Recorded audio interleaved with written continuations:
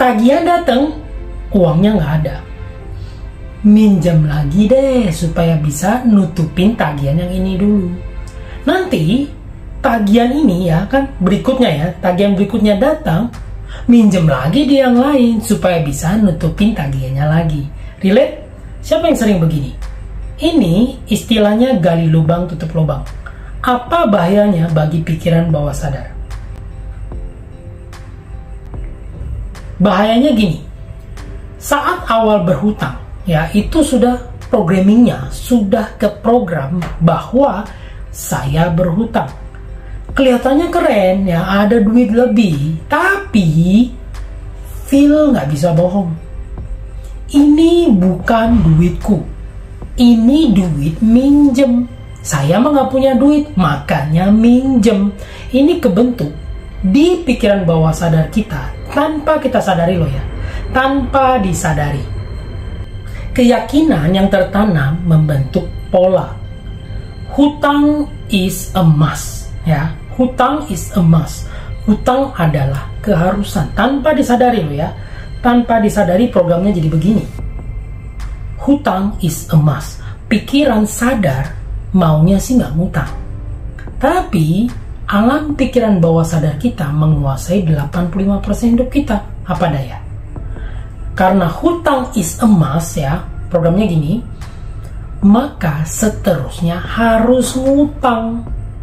Ya, ini pola mematikannya. Ini bahayanya, korsletnya di sini. Jadi biar bagaimanapun pokoknya harus dibuat ngutang, karena itu program bawah sadarnya.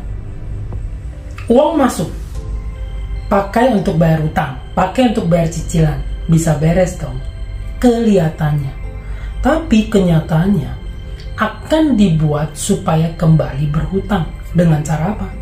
Dengan cara uang dibuat lari, uang dibuat pergi, uang diusir menjauh. Ya. Uang yang masuk ya, yang harusnya dipakai untuk bayar cicilan, untuk bayar hutang, ada aja kepake untuk kebutuhan mendesak. Tiba-tiba ada biaya sekolah, keluarga sakit, ada yang kecelakaan, ditipu, trading, ya rugi bisnis dan lain sebagainya. Tujuannya apa? Supaya nggak ada uang, supaya continue hutangnya, ya. Jadi lanjut hutangnya, ngutang lebih lagi, kebayangnya.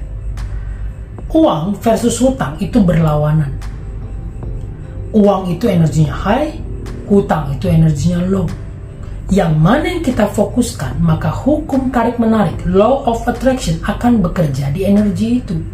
Jadi kalau dari awal kita fokusnya sudah di hutang, ya program utangnya yang difokuskan, maka hukum tarik-menarik akan menarik, ya, menarik hutang untuk datang terus-menerus.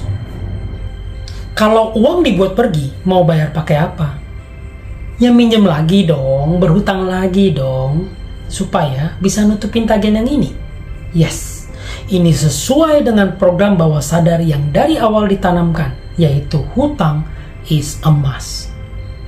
Lalu gimana John cara break pattern ini, ya, cara mematahkan pola mematikan ini? Mindset berhutang harus dibenahi, dibersihkan, diprogram ulang. Ya, jadi langkah awalnya jangan berhutang lagi walaupun godaannya besar. Tapi tagihnya gimana John? Jual aset atau negosiasikan ulang karena memang nggak sanggup bayar tagihannya. Oke, kesimpulan.